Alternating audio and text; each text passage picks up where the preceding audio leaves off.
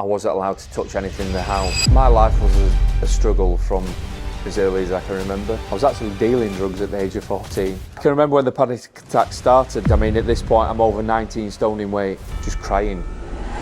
I'm Craig Jones, and I'm co-owner of The Better Man. So I grew up in a mining village in South Yorkshire. It's a great place to live, full of great people, genuine, down-to-earth, honest people. My life was a struggle from as early as I can remember.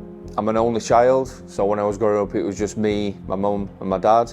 My mum suffered with really bad OCD, and that really affected the upbringing that I had, the environment that I lived in. I wasn't allowed to touch the door, never allowed to have a key. I wasn't allowed to touch anything in the house, so I wasn't even allowed to sit on the settee. I couldn't watch the television, I wasn't allowed to touch the television. I couldn't get my own food, I wasn't allowed to open the fridge or the freezer. If I was to go out playing with my friends, when I returned home, I had to knock on the door of my own house to be allowed back in. I wasn't even allowed to get my own clothes out. Like, my clothes had to be got out for me and passed to me. And I spent a hell of a lot of the time literally just laid on my bed in my bedroom with nothing but my own thoughts, just crying. I knew it wasn't normal, yeah. I knew from day one it wasn't normal. I'm just a child. It's not like I can get up and go and get my own house and get myself out of that situation. It's like I was stuck there. So as a young child, I was actually really intelligent, I was really bright, but things started to get progressively worse as I worked through the years. I was always the person that was always pissing about all the time, always looking to make people laugh. And when I look back now, I think I just wanted attention. And things just got worse and worse to the point where I eventually got kicked out of school altogether. I was doing drugs from like 13, 14 years old. First time I went in a nightclub, I was 13 years and 3 months old, first time I went to a nightclub. I was actually dealing drugs at the age of 14. Like, that's how much of a mess my life was in. When I've reached this stage, I have got some kind of control, because now I can go out and get a job, so that I can earn my own money. I can fuck off out on a weekend. I don't have to be sat fucking locked up in house. I can go out and get pissed and spend time with my mates. I can remember when the panic attack started, it was when I had my first job. So as soon as I came out of school, I just went straight into a factory job that, as I said, I left with no qualifications. I went and got the first job that gave me money so that I could go out and get pissed on a weekend, just so that I could block out everything else that was happening in my life. I didn't know what was happening. I was having all these feelings and emotions, and I didn't know where they were coming from or how to stop them, and they just got worse and worse as I got older. By the time I got to my early 20s, the anxiety had got that bad that I could barely leave my own house. I'd got to a point where I was so low at that stage that I never wanted to do anything. So my days would be, I'd get up, I'd go to work, I'd come home, I'd sit on the settee, have a few beers, go to bed, repeat that process the day after. I mean, at this point, I'm over 19 stone in weight. I was severely unhealthy, really, really unhealthy.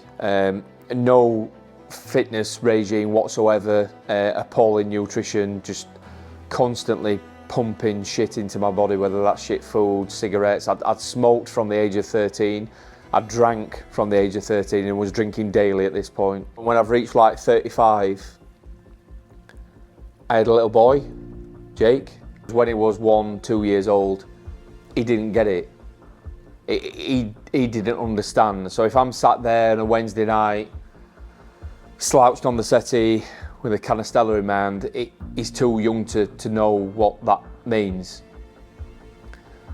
But I started to become aware that all that was changing now. So he'd reached the stage where he was now 3 years old. So everything I did moving forward, he was now going to get it. He was now going to understand, and it was going to start and impact him. And it just really started to dawn on me that how I was living my life now was going to start to negatively affect him. And I was at risk of causing him some of the same problems that I suffered with in my life. I'd spent 35 years up to that point just being utterly miserable.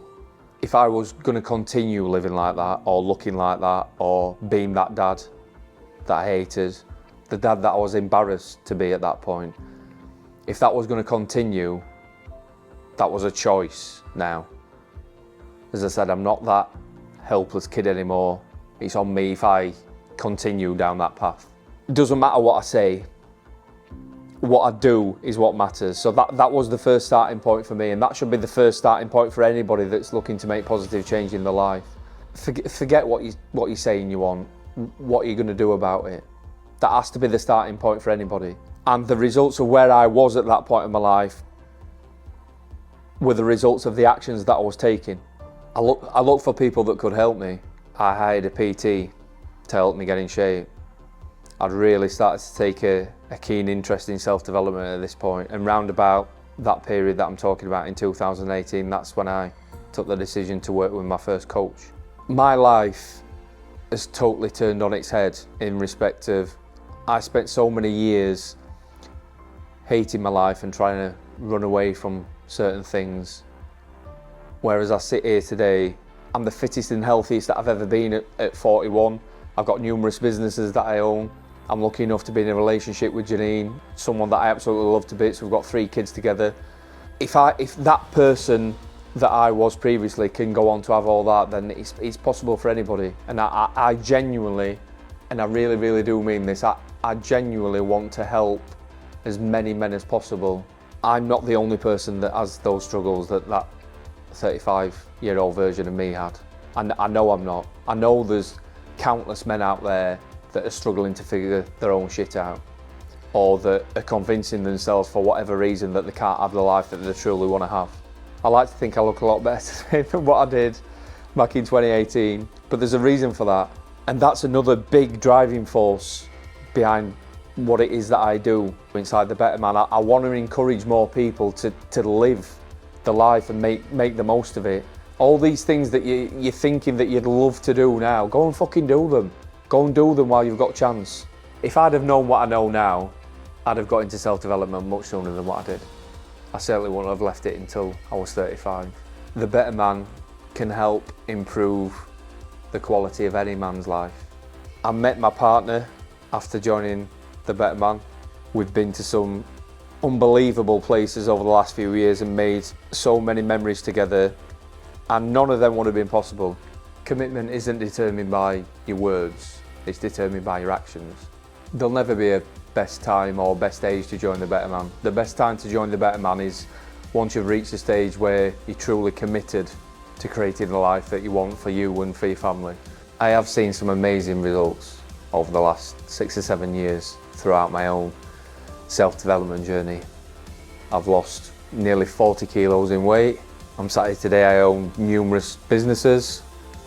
I've been to some amazing places, had some awesome adventures, but the thing that I'm most proud of above anything is the partner that I am to Janine and the father that I am to our kids. That's what I'm most proud of.